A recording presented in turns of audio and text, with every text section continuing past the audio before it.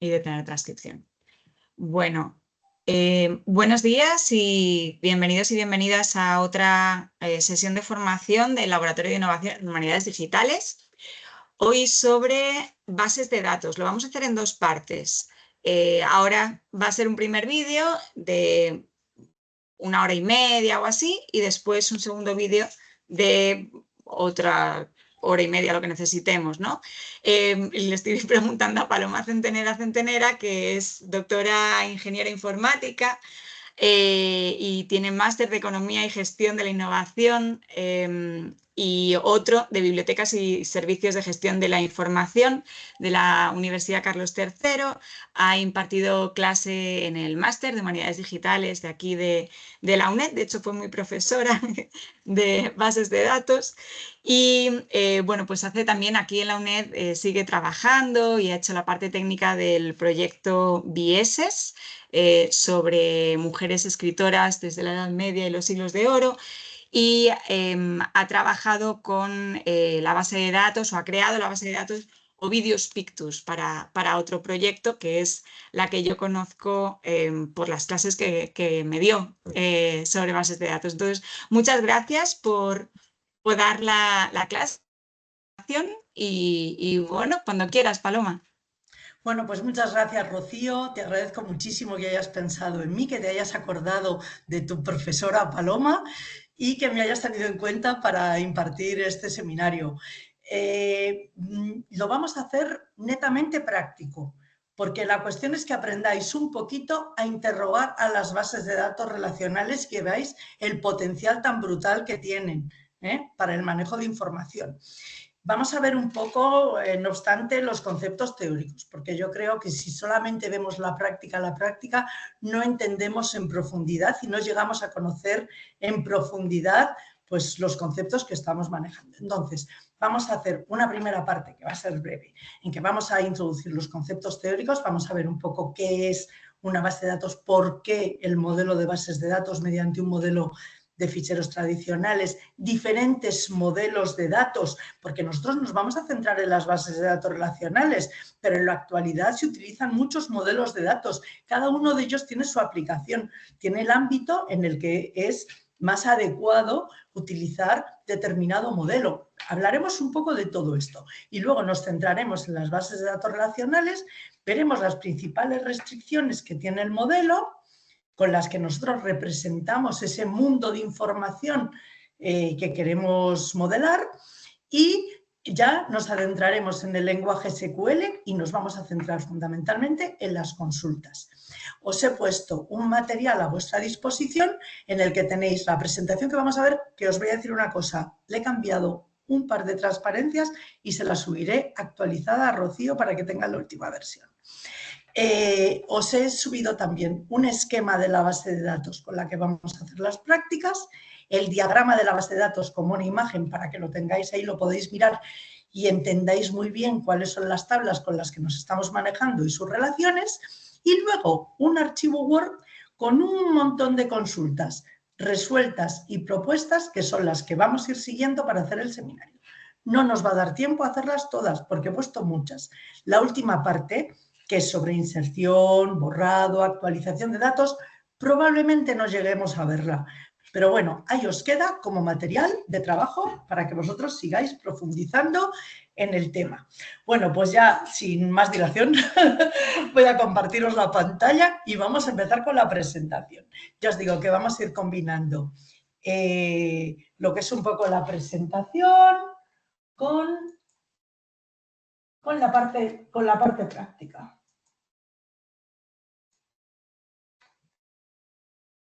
A ver. Bueno, pues vamos entonces con ello. Bueno, la importancia de los datos, la verdad es que decir que los datos son importantes, pues es que nos es casi como una obviedad, ¿verdad? Guardar el conocimiento de las organizaciones y una buena gestión, pues es fundamental para tener, pues, información en la que basar la toma de decisiones, de unas decisiones de calidad. Y esto es aplicable, pues, a cualquier ámbito, al ámbito empresarial y también al ámbito de la investigación. porque al final, pues en los proyectos estamos trabajando con gran cantidad de datos que a lo mejor nos puede resultar interesante considerarlos uno a uno, pero que de manera agregada, podemos analizar pues un poco tendencias, podemos ver otro tipo de conocimiento que está oculto debajo de esos datos. Las aplicaciones tradicionales tenían una estructura parecida a esta. Es decir, cada aplicación tenía sus propios ficheros. Perdón, Paloma, no vemos lo que estás poniendo, no estás compartiendo pantalla. Bueno, espera, pues entonces, esperad a ver qué es lo que ha podido pasar. Le he dado a compartir, a lo mejor que no le he llegado al final no le he debido dar al final a aceptar o...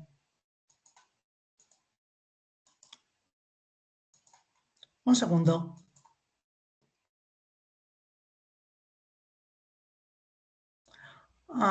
Ya, que le he dado a compartir. Vale. Vale. Es que es simplemente la nueva versión de Teams. Bueno, no me va a dejar compartir la pantalla completa. Venga, vale. Bueno, pues a ver ahora. Ahora sí.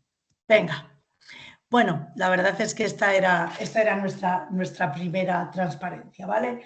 Y os decía que en las aplicaciones tradicionales yo lo que tenía es una serie de datos que estaban almacenados en unos ficheros y cada uno de los tratamientos, cada una de las aplicaciones tenía sus propios ficheros, que eran en los que tenía la información necesaria para ese tratamiento, ¿eh? Y a partir de estas aplicaciones lo que obtenías eran unos resultados, unas visualizaciones. Este modelo tenía muchos inconvenientes porque los datos, al tener cada aplicación sus propios datos, a lo mejor había datos que estaban replicados en diferentes ficheros para diferentes tratamientos, ¿eh? Además, los datos se encontraban aislados. Si yo quería hacer un nuevo tratamiento sobre los datos, pues tenía que construir unos nuevos ficheros para ese tratamiento. Además, tenía que hacer pues, un programa específico para cada una de las consultas que quisiera realizar. Si eso me ocurría, bueno, pero quiero saber exactamente el número de post que tiene esta publicación, el número de retweet que tiene esta publicación, o quiero saber el número de personas mencionadas en esta carta, o quiero saber, pues había que escribir un programa para hacer cada una de las consultas. Entonces, bueno, además de otros problemas, problemas en el acceso a los datos compartidos, muchos problemas. Frente a esto, aquí tenemos, había mucha dependencia entre los datos y los programas, información redundante, un programa para cada tratamiento, las aplicaciones eran complejas y estaban aisladas, y los datos aislados. Frente a esto, mirad, el modelo de base de datos lo que hace es que a partir de todos los datos del sistema se obtiene una visión integrada de todos ellos y todas las aplicaciones lo que hacen es que acceden a esta versión única e integrada de los datos para recuperarlos y realizar los tratamientos que sean, bueno, pues que se necesiten, ¿eh? ¿Qué características tiene este enfoque? Mirad, lo primero, las bases de datos son autodescriptivas. ¿Esto qué quiere decir? Que la propia estructura de los datos se encuentra almacenada dentro de la base de datos, no en los programas. Por eso, cuando hay que hacer algún cambio en la estructura de los datos, muchas veces estos cambios no llevan emparejados cambios en las aplicaciones. Hay muchos cambios en los datos que no necesita que se modifique ninguna aplicación. Además, me proporciona diferentes vistas de usuarios, es decir, yo a cada grupo de usuarios le enseño aquella información que es relevante, que pienso que tiene que poder ver, ¿eh? No es lo mismo la información que le muestro a los investigadores que a los usuarios de mi sistema que van a hacer una consulta, ¿eh? Y además, bueno, pues tiene las bases de datos tienen la ventaja de que permiten que varios usuarios accedan simultáneamente a los datos manteniendo la consistencia de los mismos. ¿Eso qué quiere decir? Ya, muchas veces cuando se accede de manera concurrente a los datos, hay varios usuarios que están accediendo al mismo dato, se pueden producir conflictos. Tenemos el ejemplo cuando estamos compartiendo, imaginaros, en el WhatsApp estamos haciendo una lista para apuntarnos a un cumpleaños. Entonces, yo copio la lista, me apunto y en ese momento otro copia la lista, se apunta, yo escribo, él escribe, mi actualización se ha perdido. Eso nos ha pasado seguro a todos alguna vez. Bueno, pues aquí pasa un poco lo mismo. Bueno, pues es el propio gestor de la base de datos el que ya se encarga de asegurar la consistencia de la información cuando se está haciendo uso concurrente, cuando varios usuarios acceden simultáneamente. Bueno, independencia de datos y programas, un acceso eficiente porque están muy optimizadas, integridad y seguridad de los datos, los mecanismos de seguridad en el acceso a los datos, es decir, que solamente pueden acceder a aquellos usuarios que tienen privilegios para ello, los garantiza también el propio gestor. Muchas utilidades para hacer la administración de los datos, me permite hacer acceso concurrente y también recuperación ante fallos, que también es muy importante. Y luego, pues claro, como todas estas cosas, pues te las quitas, que no tienes que estar pensando en ello, pues también los tiempos de desarrollo son más cortos. ¿Qué es una base de datos? Pues mirad, aquí tenemos una definición. Es un conjunto de datos relacionados e integrados. Tenemos aquí relacionados entre sí. Un conjunto coordinado de programas, procedimientos, lenguajes que suministra a los usuarios, tanto no informáticos como informáticos, a todos, pues unos medios necesarios para describir, recuperar, manipular los datos, almacenarlos, manteniendo su integridad, su confidencialidad y su seguridad. Bueno, los modelos de datos. Mirad, un modelo de datos es una forma de representar, es una abstracción de una parcela del mundo real. La parcela del mundo real, que es lo que se denomina también el universo del discurso, que es aquella información del mundo que yo quiero representar en mi base de datos, que yo voy a realizar tratamientos sobre ella. Entonces, los modelos de datos lo que me proporcionan es una serie de conceptos que me sirven para describir esos datos. Cada modelo describe los datos de acuerdo a unos determinados esquemas. Entonces, yo tengo el mundo real y con esos esquemas del modelo de datos, yo creo un modelo, creo un modelo del mundo. Pues, por ejemplo, en el modelo de datos relacional se representan los datos mediante tablas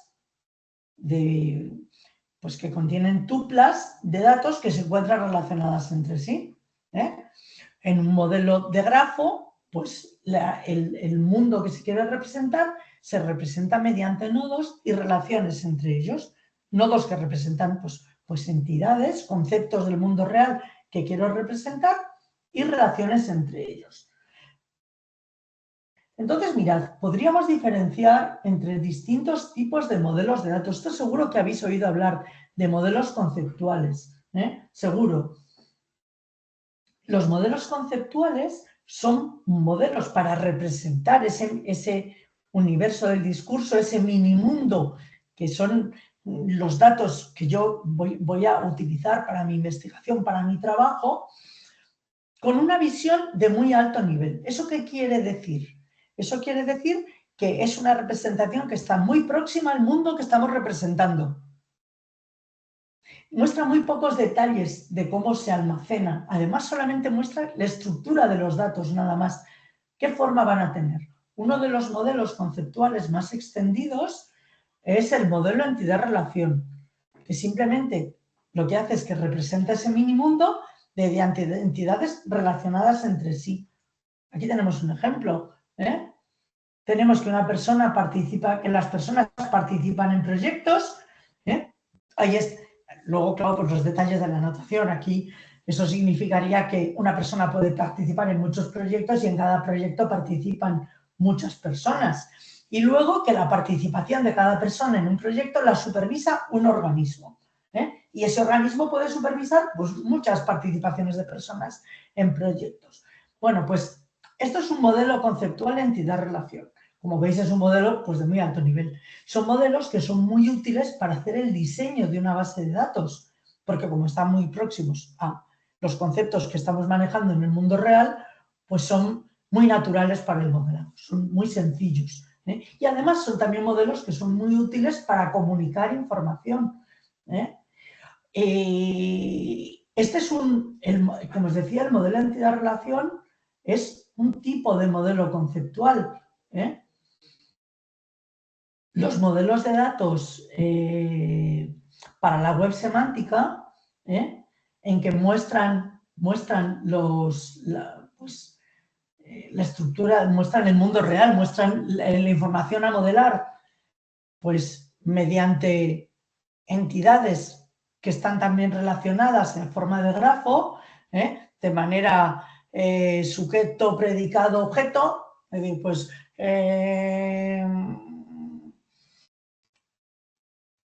El Quijote fue escrita por Cervantes.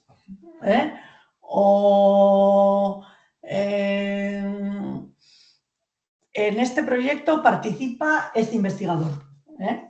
Seguramente habéis visto también ese tipo de modelos. Son también modelos conceptuales, son modelos de muy alto nivel.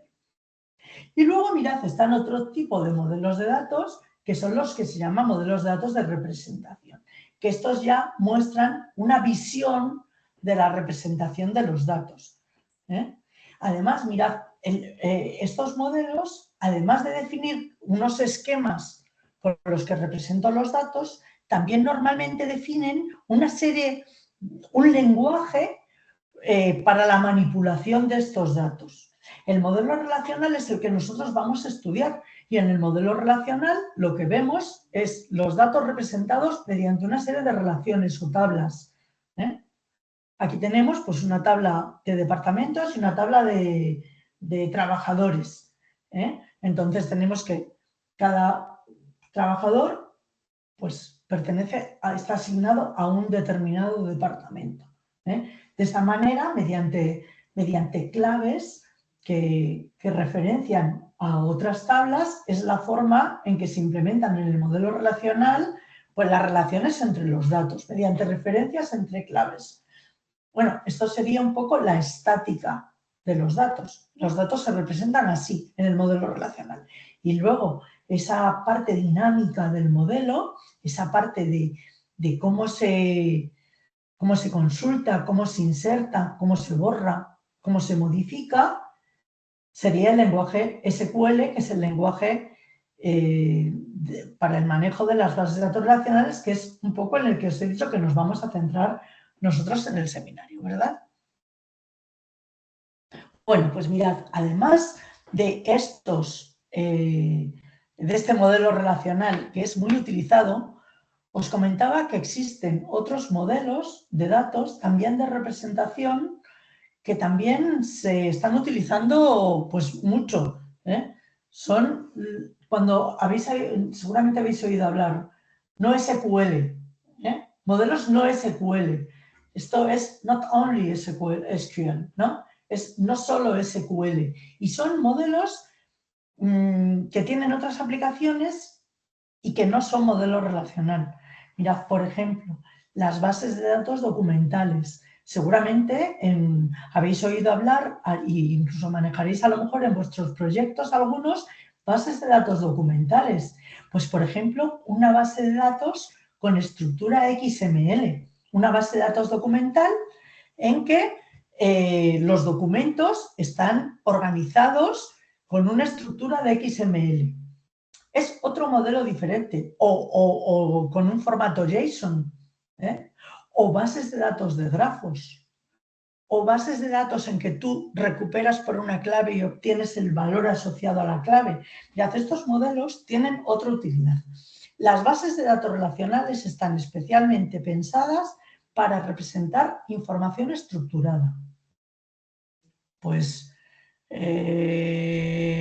las ediciones con las obras, con los autores, con los ejemplares, con información estructurada. Para representar información no semiestructurada o menos estructurada, existen otros modelos. Además, mirad, el modelo relacional está muy pensado para utilizar cuando se tiene muy clara la estructura de los datos. Y además no solo cuando se tiene muy clara, sino cuando esta estructura cambia poco.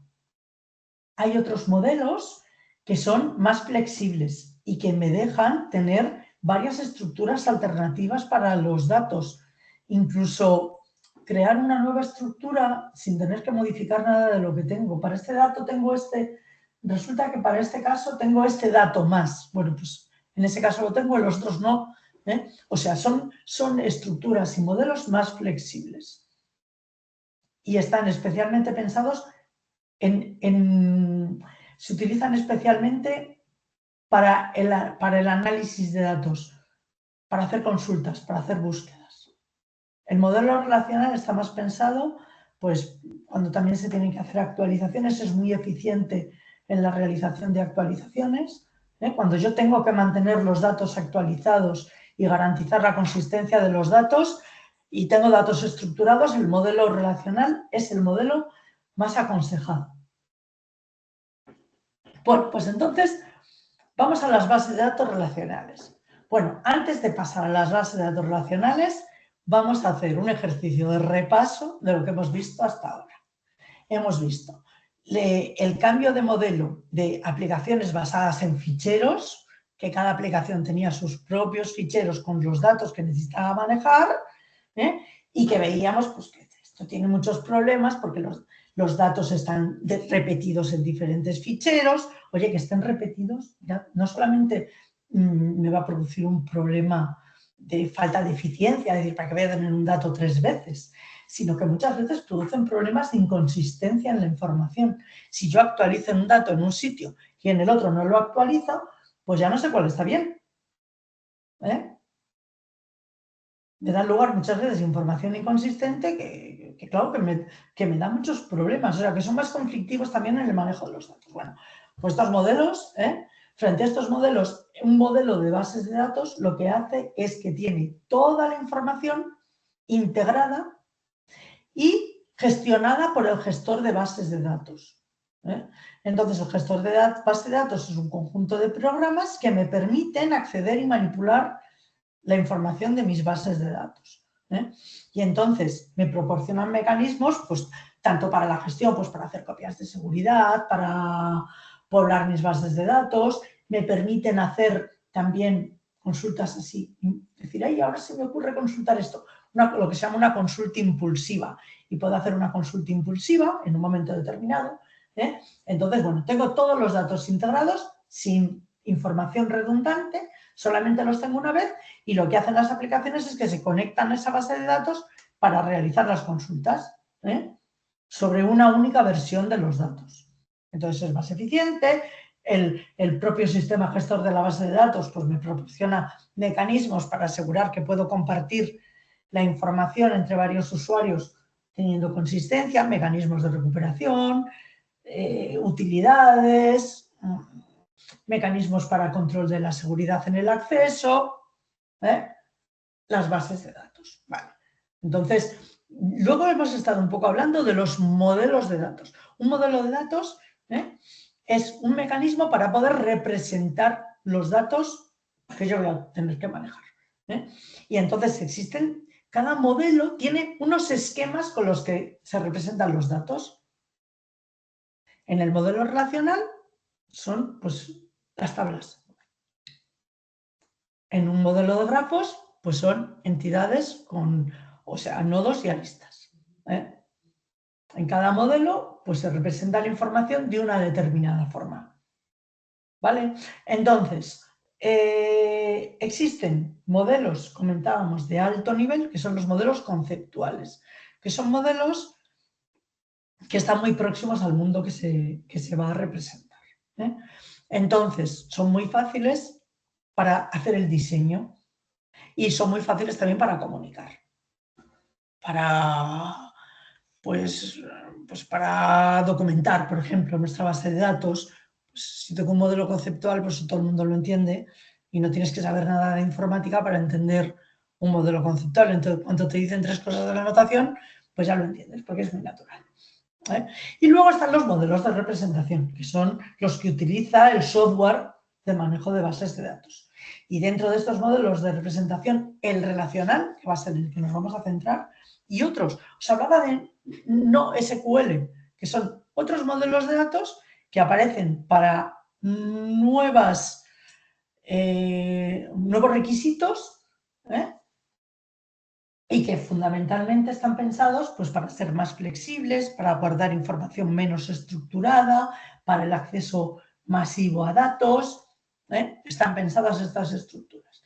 Y os comentaba entre ellos pues, las bases de datos documentales, que probablemente habréis conocido en vuestro trabajo alguna. Y os ponía el ejemplo, por ejemplo,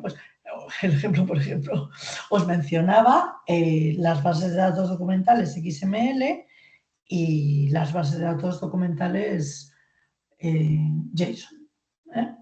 Bueno, pues entonces hasta aquí. Hasta aquí estábamos hablando de forma general de las bases de datos y de los modelos. Y ahora lo que vamos a pasar es hablar del modelo de datos relacional. Hasta aquí, mis oyentes que están aquí conectadas, hasta aquí todo claro, ¿no? Sí. Sí. Venga, muy bien, pues seguimos. ¿Cuáles son los objetivos del modelo relacional?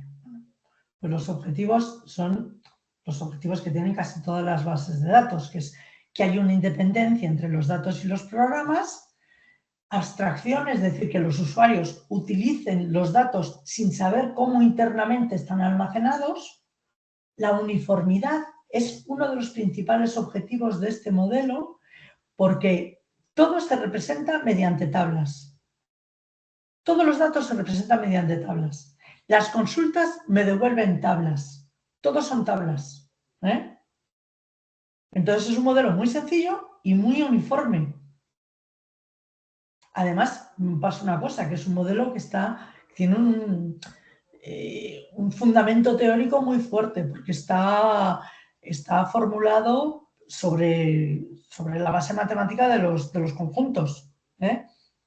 O sea, que está formalmente especificado.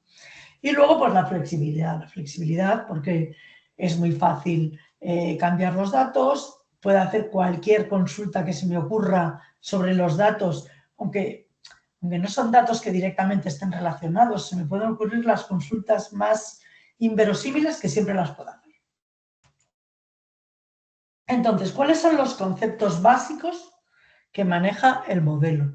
Pues mirad, los conceptos son relación o tabla de valores, atributo, ahí tiene una rata, que son las cabeceras de las columnas, el dominio, que son los valores que va a poder tomar una determinada columna, una tupla, que es una fila, el esquema de relación, que es la estructura que tienen los datos, y el estado de la relación, que es el contenido. Aquí tenemos un ejemplo de una relación que es la relación carta, que tiene 3 atributos: código, texto y análisis de sentimiento. El código está definido sobre un dominio de números enteros. Es un código, lo veis ahí, un número secuencial, 1, 2, 3, 4, 5. Cuando nos adentremos más en el modelo relacional, veremos que en una tabla, en una relación, debe existir siempre una o varias columnas que me permitan identificar de manera única una fila. Es decir, que si yo conozco el código, puedo acceder a toda la información de la carta. ¿Vale? Entonces digo que el código, que es un número. El texto de la carta, pues como veis, es una cadena de caracteres, y el análisis de sentimiento, pues podría ser una cadena de caracteres o a lo mejor podría ser pues una categoría ya prefijada, dentro de un conjunto de categorías que ya las hubiera establecido yo a priori, qué valores pueden tomar, como un vocabulario controlado. Entonces, ¿qué características tienen las tablas? Las relaciones. Relación y tabla en el modelo son sinónimos, ¿vale? Cuando se habla de una relación, se está hablando de una tabla. Entonces, el orden de las tuplas, el orden de las filas no es relevante. El orden de los valores dentro de la tupla sí que son necesarios para saber a qué atributo se corresponde cada uno. Perdonadme, voy a retroceder a la transparencia anterior. Una tupla, porque me quedan a medias ahora que me acuerdo. Una tupla es una fila. Por ejemplo, en esta tabla yo tengo dos tuplas. Tengo la tupla de código 1 y la tupla de código 2. Y por un lado está el esquema de la relación, que sería la estructura, pues la tabla carta tiene un código, un texto y un análisis de sentimiento, y por otro lado estaría el estado de la relación, que es el contenido que en un momento determinado tiene esta tabla, es decir, esas dos tuplas con la información de los atributos para cada una de ellas. Entonces decía que el orden de las tuplas no es relevante. Además, yo inserto las tuplas en un orden, pero a lo mejor luego, por la forma en que el gestor de la base de datos las almacena, cuando los voy a recuperar, a lo mejor no me salen en ese orden. O sea, porque en realidad no. Estos son conjuntos de datos. Entonces, en un conjunto la idea de orden, pues no es relevante. Lo que me interesa saber es qué elementos forman parte del conjunto, no en qué orden están. Ya veremos que luego cuando yo haga una consulta, yo puedo decir que los datos se me muestren en un determinado orden, pero eso es otra cosa distinta. Ese es un procesamiento del dato, ¿vale? Pero los datos en sí dentro de la relación da lo mismo en qué orden estén, ¿vale? El valor de cada uno de los atributos de la tupla es atómico. O sea, cada valor dentro de una tupla, cada valor de cada uno de esos atributos es atómico. ¿Eso qué significa? Que yo dentro de un atributo de una tupla no puedo tener una tabla metida dentro. Ni puedo tener una estructura. Es un único dato. Es una cadena de caracteres o un número o una fecha o una categoría dentro de una enumeración. Y luego, en un estado de relación no puede haber dos tuplas iguales. Estos son conjuntos. Entonces yo no puedo tener dos filas con la misma información. Nos comentaba antes que siempre tiene que haber uno o varios atributos que me permitan identificar de manera única una fila dentro de la relación. Bueno, el concepto de clave. El concepto de clave es, pues, otro de los fundamentos del modelo. Una clave es un conjunto de atributos que sirve para identificar una tupla. Es lo que os decía antes. Por ejemplo, una persona podría identificarse por su DNI. O, por ejemplo, una carta por su código de carta, en la relación que hemos puesto antes. Entonces, dentro de una relación no puede haber dos tuplas que tengan el mismo valor del atributo clave. Debe existir al menos una clave. Imaginaros, una tabla de personas, aquí podrían tener más de una clave, a lo mejor el DNI, el número de la seguridad social o el código del empleado o el número de expediente del alumno. Entre todas ellas, entre todas esas claves candidatas, esos atributos que me permitirían identificar de manera única a una persona, en este caso, se elige una como clave principal y las demás se toman como claves alternativas. ¿Qué clave principal se coge? Pues aquella que es más significativa dentro del ámbito de la aplicación. Pues no sé, si a lo mejor estamos hablando de alumnos, pues a lo mejor el número de expediente, aunque probablemente ahora no sea el número de expediente lo más significativo, ¿verdad? Probablemente lo más significativo y por lo que más búsquedas realizo sea por el correo electrónico, que también es un campo único para un alumno, ¿verdad? Pues seguramente me resulte, si yo tengo una tabla, imaginaros, de alumnos, a lo mejor el dato que me resulta más significativo para hacer las búsquedas es el correo electrónico. La cogería como clave primaria y las demás como claves alternativas. Mirad, cuando yo defino una clave primaria, es el propio gestor de la base de datos el que garantiza que no existen en la tabla dos tuplas que tengan el mismo valor de ese atributo. Si yo voy a insertar un alumno con el mismo número, con el mismo correo electrónico, se producirá un error y el gestor no va a dejar que lo inserte. Me da un error. Duplicidad de clave primaria. No puede ser. Y también esta comprobación se realizará para las claves alternativas. Oye, hay veces que es necesario más de un atributo para identificar una tupla en una relación. Imaginaros... Número desconocido.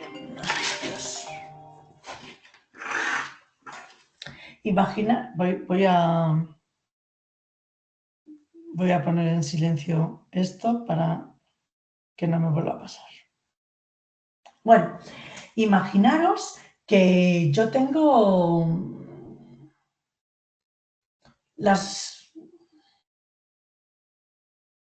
no sé, a ver.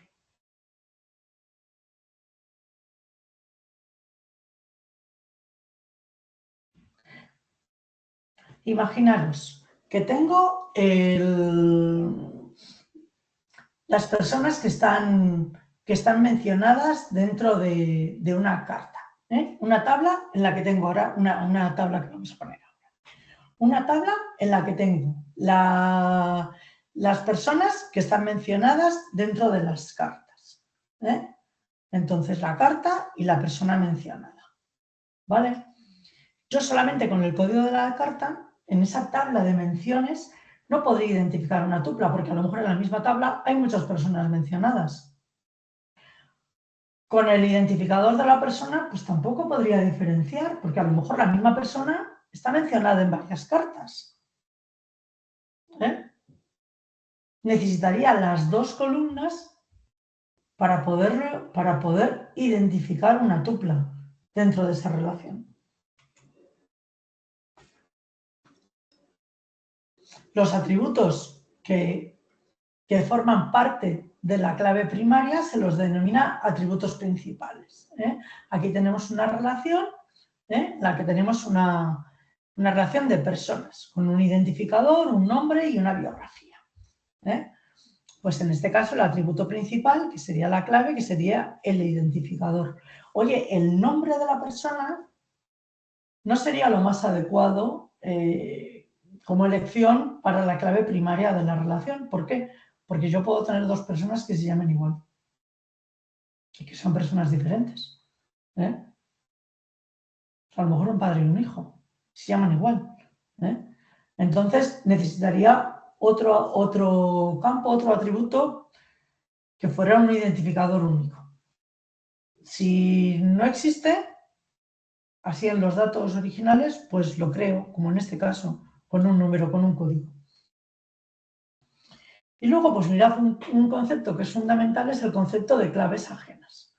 Una clave ajena es un atributo, un conjunto de atributos que sus valores se corresponden con los valores de la clave primaria, de la clave principal de otra tabla a la que referencian.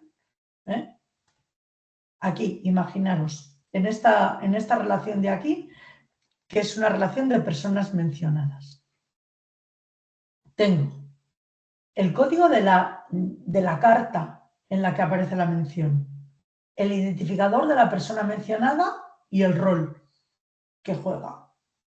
Pues el rol que juega, pues es que es el autor, o resulta que es el destinatario, o resulta que es pues una investigadora que aparece ahí mencionado, o resulta que es un amigo, o resulta que es... Pues mirad, el código de la carta sería una clave ajena. ¿Por qué? Porque este código de la carta está referenciando a un código de la tabla carta. A una carta, aquí teníamos la relación carta. Está referenciando a esta carta 1, esta de querido amigo, espero que este mensaje.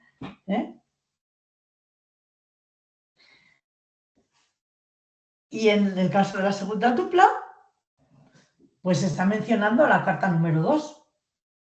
¿eh?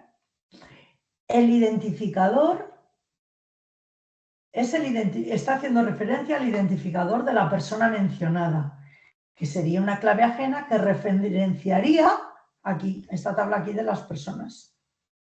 O sea que si aquí tengo el identificador 1, es que estoy hablando de Juan Pérez, escritor y filósofo. ¿Vale? Mirad, mediante estas referencias entre claves es como se representa en el modelo relacional la información que está relacionada. ¿Vale?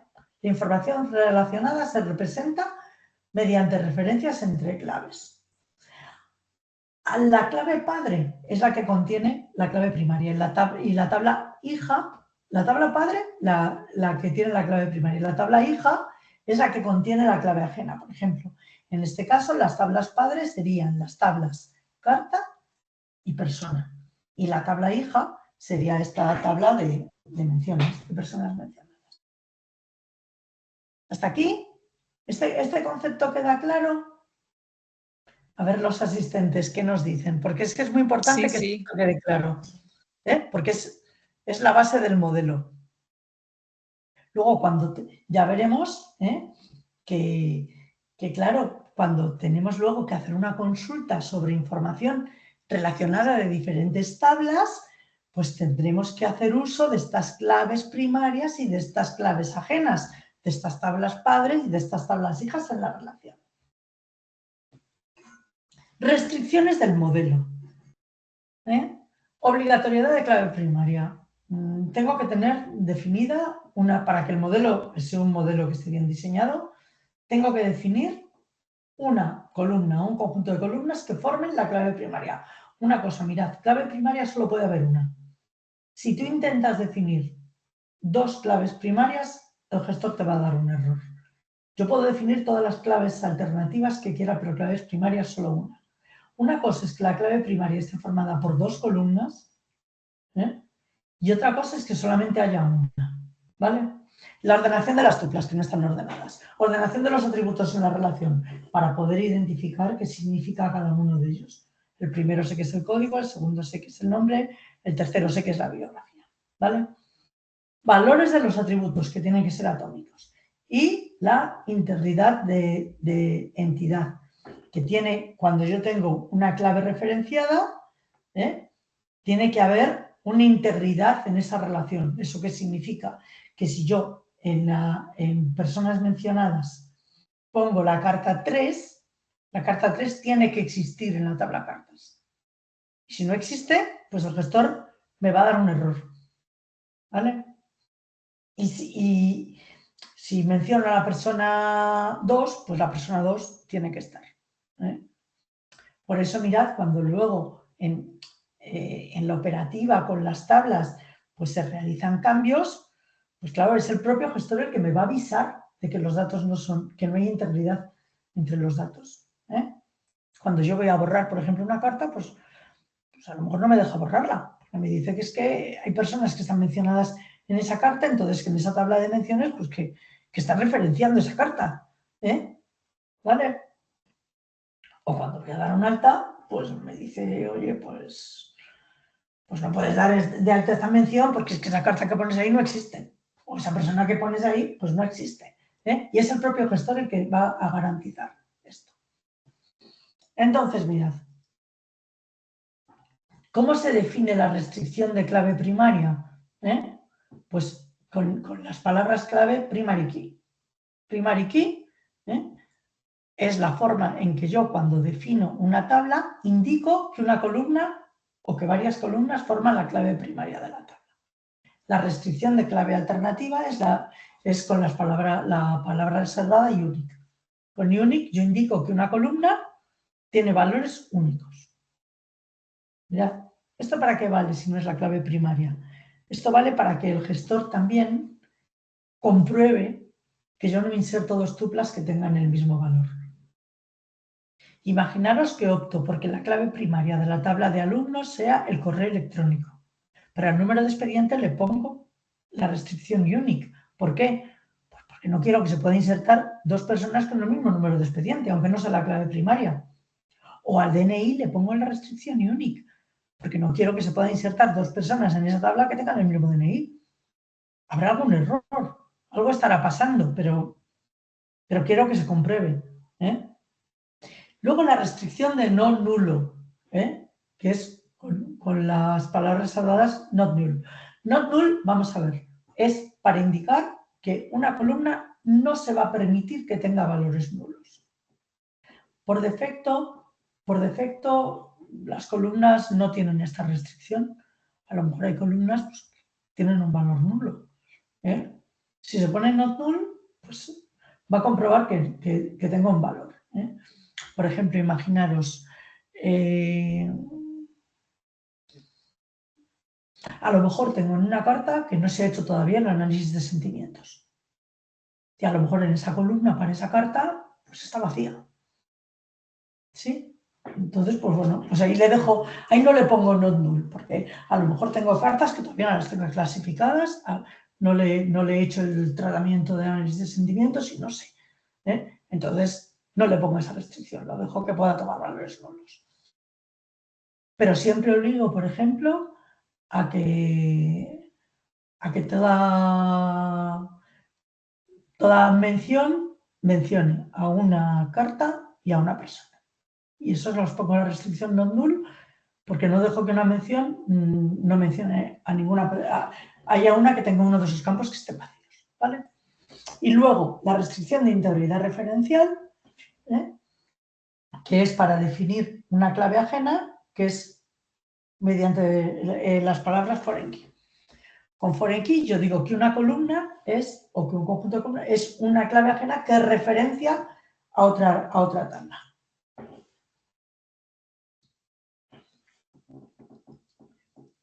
Los lenguajes de definición y de manipulación de datos. Los sistemas de base de datos nos proporcionan un lenguaje para poder definir los esquemas de la base de datos y luego un lenguaje para poderlos manipular.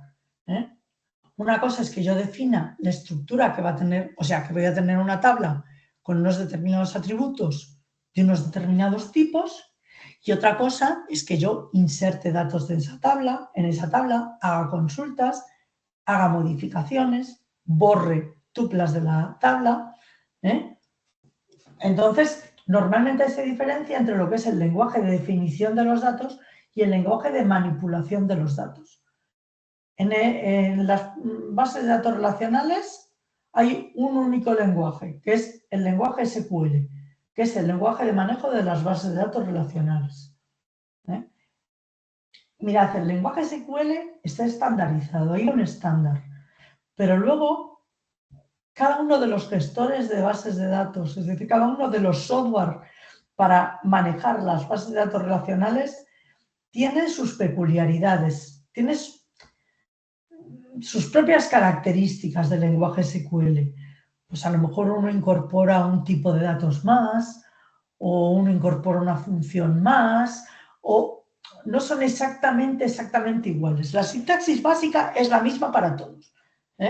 Lo que nosotros vamos a utilizar son todo cosas muy básicas, que no va a haber diferencia de unos gestores a otros.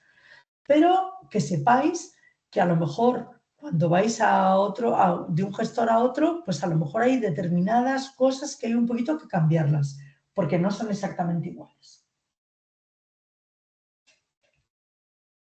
Entonces, mirad, este lenguaje SQL, que seguramente pues todos habéis oído hablar de él, es el lenguaje de consultas de bases de datos más extendidos. Te hace el modelo de datos relacional, ha sido el modelo dominante y sigue siendo el modelo dominante desde que apareció. Cuando se definió este modelo de datos, estaban en estudio otros modelos, por modelos jerárquicos o modelos en red, se hacía investigación, porque los investigadores veían pues, que era muy importante trabajar sobre modelos de datos. Pero apareció la primera publicación del modelo relacional y todo lo demás desapareció. Y el lenguaje de datos SQL se ha convertido en la interfaz estándar de consultas prácticamente de todo. ¿Qué quiero decir con esto? Pues que conociendo SQL, con pequeñas variaciones, vamos a poder interrogar a muchísimos sistemas, no solamente los relacionales. Imaginaros que queremos interrogar un endpoint que hay en la red, en la web semántica, con SparkQL. Pues es que la sintaxis va a ser prima hermana del SQL. Si sé SQL, lo aprendo en 3 patadas. O imaginaros que quiero consultar una base de datos MongoDB, una base de datos documental basada en JSON. Pues es que el lenguaje de consulta es prácticamente SQL. Si yo sé SQL, es que... O sea que es muy interesante aprender el lenguaje SQL porque luego tiene muchísima aplicación. Porque es un poco, pues lo que os decía, un poco un estándar. ¿Y qué característica tiene? Pues mira, tiene la característica de que es un lenguaje, lo que se llama un lenguaje declarativo. ¿Eso qué significa? Pues significa que cuando yo quiero hacer una consulta, yo hago una declaración de lo que quiero, pero no tengo que explicar todo el procedimiento de cómo se tiene que llevar a cabo la consulta. Yo digo el qué y no hace falta que especifique el cómo. Yo no digo, pues tengo que ir recorriendo los datos y para cada uno de los datos hacer... No, yo no digo el cómo. Yo simplemente quiero todos los datos que cumplen esta condición. O todos los datos que están dentro de este conjunto. O todos los datos que no están dentro de este conjunto, ese atributo. Y simplemente hago una declaración de qué es lo que quiero. Luego, mirad, es un lenguaje interactivo e incrustado. ¿Esto qué significa? Esto significa que yo dentro de un programa puedo tener llamadas al gestor para ejecutar consultas, puedo tener instrucciones SQL, pero yo también me puedo ir al gestor y ejecutar lo que se llama consultas al vuelo o consultas impulsivas. Es decir, ahora mismo se me ocurre que es que quiero saber exactamente cuántos documentos tengo en mi base de datos. Pues cojo, me voy, hago la consultita, y me lo dice. O quiero saber exactamente cuántos investigadores están trabajando en este proyecto. Hago la consultita y me lo dice. O quiero saber exactamente cuál es la media de personas mencionadas en las cartas, de este epistolario que tengo yo, de esta base de datos del epistolario. Lo consulto en el momento. O sea, que puedo hacer, y no hace falta que ande ni escribiendo un programa con que sepa la sintaxis de SQL, me voy al gestor, escribo la consulta y puedo consultar lo que me apetezca. Que eso, la verdad es que le da muchísima potencia. Porque imaginaros que decimos, bueno, pues es que a mí me interesa lenguaje, una base de datos relacional, pues porque voy a hacer una página web en la que quiero pues, hacer consultas sobre la base de datos pues que generen unos resultados de manera dinámica y quiero poder interactuar con la base de datos pues en mi página web. Bueno, pues nada, perfecto. En la página web hay un buscador, en la página web hay unas consultas predeterminadas, en la página web, fenomenal. Es que yo, aparte, digo, no, pero es que yo no quiero esas consultas. Yo, en este momento, lo que quiero saber es cuáles son las ilustraciones que hay en tal edición del libro. Hago la consultita. Es lo que se llaman consultas impulsivas o consultas al vuelo. ¿Qué ahora se me ocurre? Pues lo hago. Integridad. La integridad es esa propiedad de los datos que hace que los datos sean una imagen fiel del mundo que están representando. Que todos los datos sean correctos. Manejo de transacciones. Bueno, aquí no vamos a entrar demasiado, pero para que os suene un poco por cultura, una transacción es un conjunto de operaciones que se tienen que realizar de una manera atómica. Es decir, que o se realicen todas o no se realicen ninguna. Imaginaros, por ejemplo, que estoy haciendo una transferencia bancaria. ¿Vale? Pues cuando se hace una transferencia habrá que hacer operaciones sobre diferentes tablas. A lo mejor hay una tabla que es la tabla de la cuenta corriente, origen, y la cuenta corriente destino, son 2 tuplas de la tabla. Bueno, pues una le tendré que incrementar el saldo y la otra se lo tendré que decrementar. Y además tendré que grabar en una tabla de movimientos, pues el movimiento que se ha realizado. Bueno, pues si se hace la transferencia o que se hagan las 3 actualizaciones de las 3 tablas o que no se haga ninguna. Porque si una le quito el saldo y otra no se lo he añadido, no he puesto el movimiento, pues entonces ya los datos dejan de ser íntegros. Ya los datos estarían mal. Bueno, pues esas son las transacciones. Una transacción es un conjunto de operaciones que se tiene que realizar de forma unitaria, como un todo. Esto os digo que está fundamentalmente relacionado con las actualizaciones de datos. Este tipo de problemas no existen en las consultas. Normalmente en los proyectos que vosotros vais a hacer, lo que van a primar va a ser las consultas de los datos. Entonces, pues son conceptos que, bueno, que sepáis un poco que existe, pero no los vais a tener que manejar. Luego, las vistas de usuario. Mirad, este es un concepto que también es interesante, porque el lenguaje te permite definir como vistas abstractas de los datos, que no muestren todos los datos de una tabla, por ejemplo, sino que muestren solamente pues, algunas de las columnas, o que no muestren todas las tablas, que muestren el resultado solamente de una consulta compleja. ¿Y esto para qué? Pues mirad, porque las vistas me permiten mostrar a cada grupo de usuarios la información que es relevante para ellos. Os lo comentaba antes, pues no le dejaré acceder a la misma información a los investigadores del proyecto que a los que estén consultando la base de datos. Y al administrador de la base de datos, pues no le mostraré la misma información que a lo mejor a los investigadores. Y los dejaré ver las mismas propiedades. Entonces, bueno, las vistas me permiten tener como visiones parciales de los datos y visiones que sea la información que un usuario quiere consultar, que un usuario quiere ver. Decir, bueno, pues esto es muy complicado por dentro, pero yo te lo muestro así como una tablita buenísima con ya todos los resultados que a ti te interesan. Son los que te interesan a ti. Pues eso es lo que proporcionan las vistas. Y luego el control de la seguridad. También lo hemos dicho antes.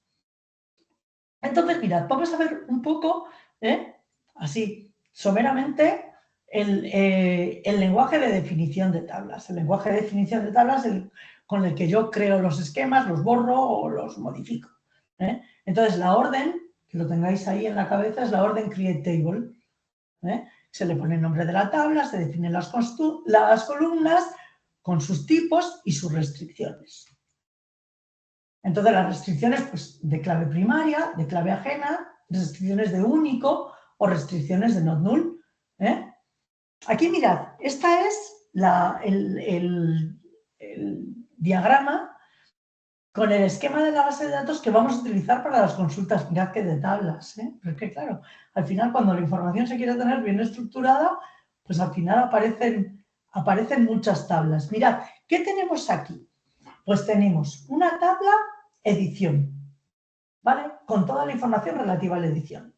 El título, el lugar de edición, la fecha, la obra, el código, el ilustrador, el código, un código para los investigadores y el ilustrador. Vale. Luego tenemos la tabla ejemplar en la que tenemos los distintos ejemplares de esa edición. Si os dais cuenta, la edición tiene el ejemplar tiene un campo edición FK que es una clave ajena que referencia a la edición. Ahí tendría un número de edición del cual es el ejemplar. Y si os dais cuenta, tiene otra clave ajena, que es biblioteca FK, que es una columna que es también clave ajena, que está referenciando a la tabla bibliotecas. Mirad, la tabla bibliotecas, además de un código único, una clave primaria de biblioteca, tiene el nombre de la biblioteca, la URL a la biblioteca, si es que la tienes, si es que es una biblioteca digital, y la comunidad autónoma donde se encuentra. Luego, mirad, tenemos otra tabla, que es la tabla ilustración, que está relacionada con la edición. En esta tabla estamos modelando todas las ilustraciones que aparecen dentro de esa edición. Pues tenemos una clave para diferenciarlo, la ilustración, el código, el texto que le damos para nombrar esa ilustración, la edición a la que pertenece y en qué posición de la edición aparece. Si es la primera imagen que aparece, la segunda, la tercera, la cuarta. Y luego, mirad, tema ilustración. En ese tema ilustración tenemos todos los temas que aparecen representados dentro de esa ilustración. Y por otro lado, una tabla con los temas. Una tabla en que cada tema aparece de forma única. ¿Por qué? Porque a lo mejor un mismo tema se repite en diferentes ilustraciones de diferentes ediciones de la obra.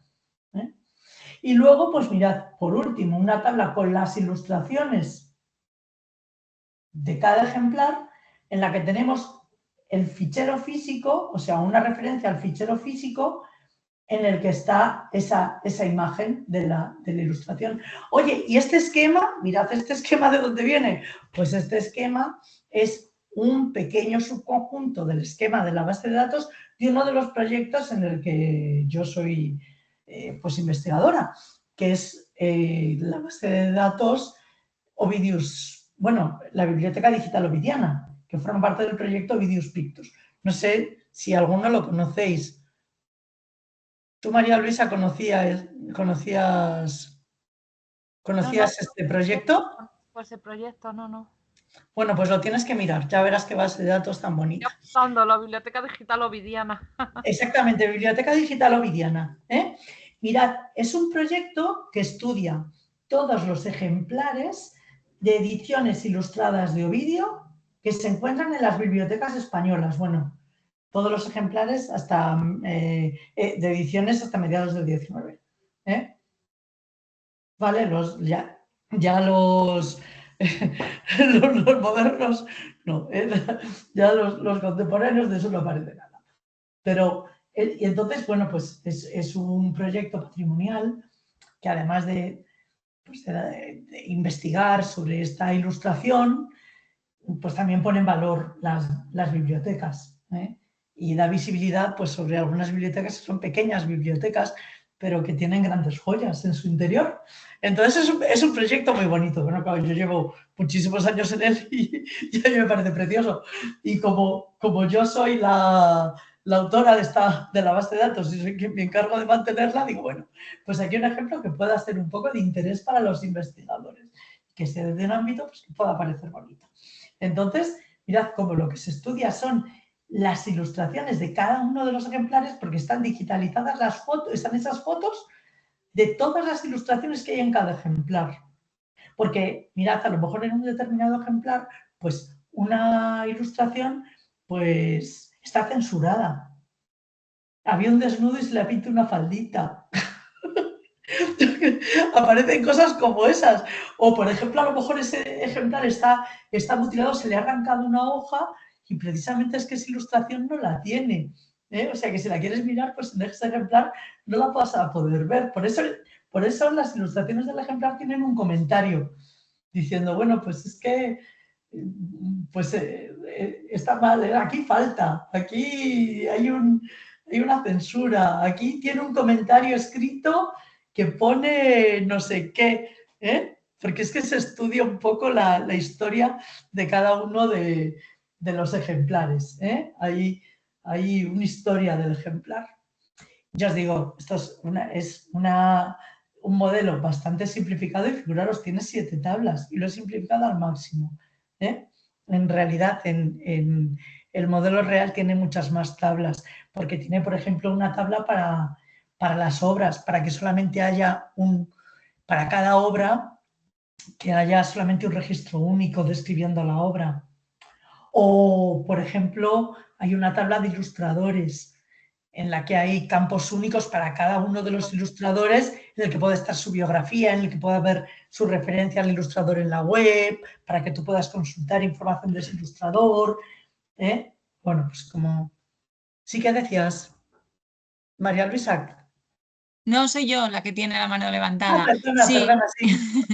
Rocío. No, preguntaba porque se me ocurre que ahora con, bueno, no sé, con ChatGPT, por ejemplo, ¿sabes cómo puede ayudar a conceptualizar estas estructuras? Porque no son fáciles, ¿no?, de pensar la estructura de una base de datos. Pues mira, no es fácil pensar la estructura. Normalmente lo que se hace es que se hace un diseño, un modelo conceptual, ¿vale? Yo he probado a hacer modelos conceptuales con ChatGPT y no son tan precisos como me gustaría. A mí me han salido mejor, o sea, a mí me salen mejor que a ChatGPT, pero bueno, está avanzando muchísimo, ¿eh? Así que, bueno, la versión 3.5 es un poco más, pero la versión 4, la verdad es que te da soluciones mucho más aproximadas. ¿Sabéis todos cómo utilizar la versión 4 de ChatGPT libre? Cuéntalo, por favor. Sí, con Copilot, ¿no? Pues, ¿qué? Con Copilot. Sí, exactamente. Pero no solo con Copilot, ¿eh? Tenéis que abrir en el navegador Edge, abrir Copilot y dentro de Copilot te da 3 opciones. Te dice más preciso, equilibrado o creativo. Vale, pues con la opción creativo es cuando te utiliza ChatGPT 4, porque casi nadie elige creativo. Tú cuando dices más preciso, hombre, más preciso. o yo que sé, que sea equilibrado por lo menos, que no. Bueno, de esa forma disuade a muchos usuarios de utilizar porque la versión 4 requiere muchos más recursos y las consultas sobre ChatGPT 4 pues son más costosas. Entonces, pues bueno, no te deja un prompt, no te deja hacer interrogaciones tan largas como te deja hacer si tienes la licencia de pago de ChatGPT 4, pero te utiliza en el 4. Ah, y te decía, mira, a lo mejor para crear el modelo es un poco más complicado. Pero si tú le dices, mira, quiero una tabla con estas propiedades, otra con estas, otra con estas, con estas, con estas, escríbeme el código SQL para la creación de las tablas. Pi, pi, pi, pi, pi, pi, pi, pi, pi, te lo crea perfecto. ¿Vale? Muchas gracias. Y luego para las consultas pasa exactamente igual. Tú le puedes decir, mira, tengo este esquema de la base de datos. Todas las órdenes de creación de las tablas. Pi, pi, pi, pi, pi, pi, pi, pi, pi, y quiero hacer una consulta para consultar esto y esto. No en todas te sale totalmente bien, pero sí que es de mucha ayuda. Lo que pasa es que aquí lo interesante es aprender a interrogar. ¿Cómo interrogo? ¿Sabes? El tema del prompting es fundamental. Un día, si queréis, hacemos un seminario hablando de prompting para generar código SQL, para hacer consultas a bases de datos relacionales, para crear, eso lo podemos hacer otro día. Y es muy interesante, Genial. es muy bonito, ¿eh? Genial.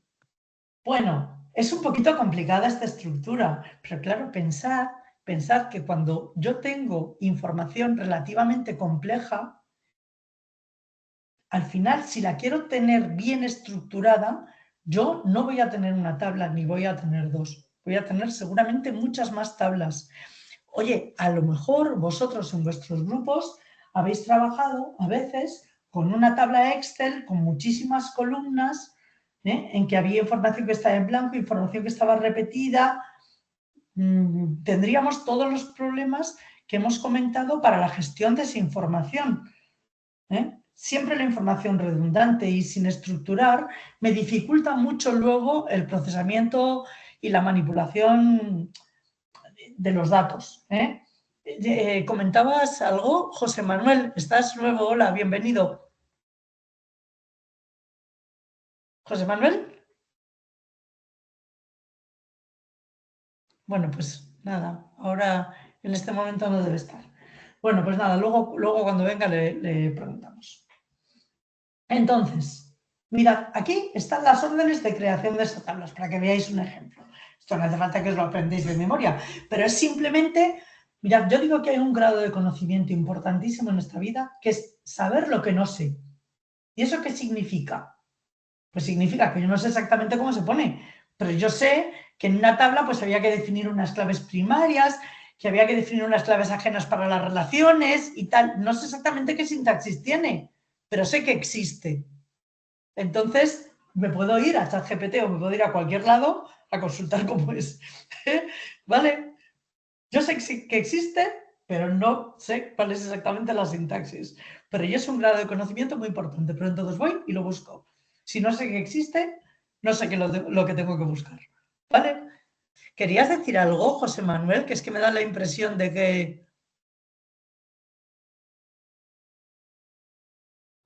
Creo que lo que ha pasado es que tenía el micrófono abierto, ya lo he silenciado yo, y pensabas que era una pregunta. Está viendo lo que explicamos, dice. Venga, muy bien, pues nada, fenomenal. Entonces, mirad, tenemos la tabla biblioteca con la clave primaria, ¿veis ahí? Null primary key. ¿Qué está diciendo? Que todas las bibliotecas tienen que tener un código y que ese código, ese biblioteca PK, es la clave primaria de la relación. Luego tenemos biblioteca, que es un varchar de 80. ¿Esto qué significa? Esto significa que va a ser una cadena de caracteres, va a ser un texto con un máximo de 80 caracteres. Es el nombre de la biblioteca, ¿vale? Con un máximo de 80 caracteres. El que sea varchar significa que yo puedo tener como máximo 80, pero se va a ajustar al tamaño de los caracteres que yo meta dentro. O sea que luego lo que realmente va a haber almacenado va a ser los caracteres reales que yo tenga en ese nombre de la biblioteca. Pero como máximo 80.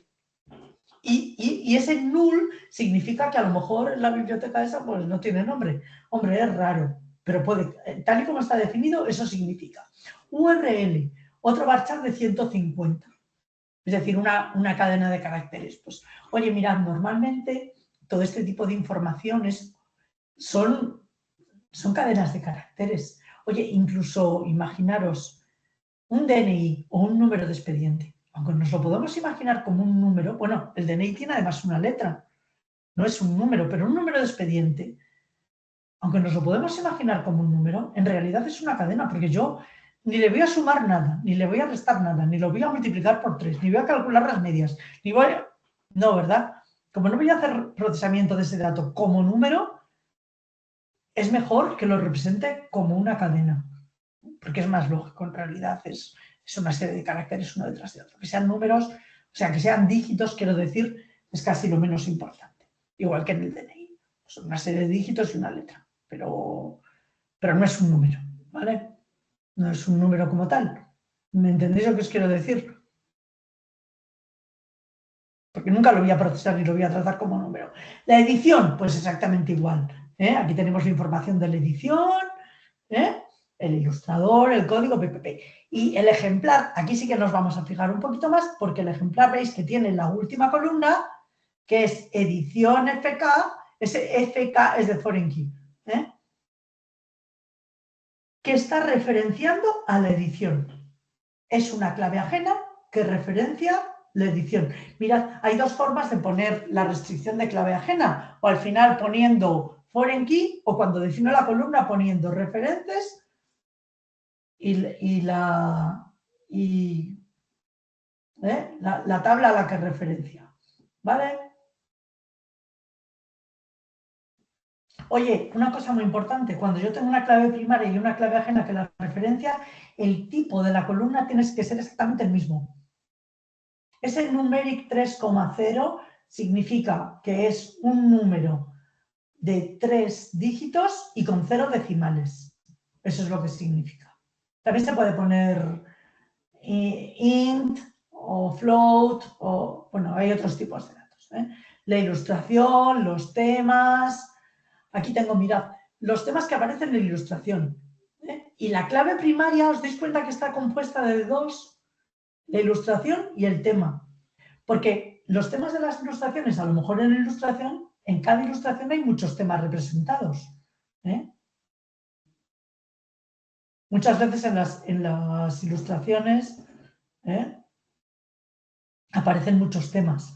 Y por otro lado, a lo mejor el mismo tema aparecen muchas ilustraciones diferentes, de forma que yo en esta tabla, solamente sabiendo el tema, pues no podría coger una única fila. Y solamente sabiendo la ilustración tampoco. Para poderla diferenciar, necesitaría la suma de las dos columnas, la ilustración y el tema. Y luego las ilustraciones del ejemplar, bueno, pues exactamente igual.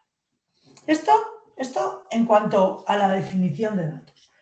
lo que hemos estudiado del lenguaje de definición de datos es simplemente cómo se crean los esquemas. El esquema de una base de datos relacional son un conjunto de tablas y se definen las tablas poniendo create table, el nombre de la tabla, y luego las columnas con su tipo y sus restricciones. Ay, por Dios.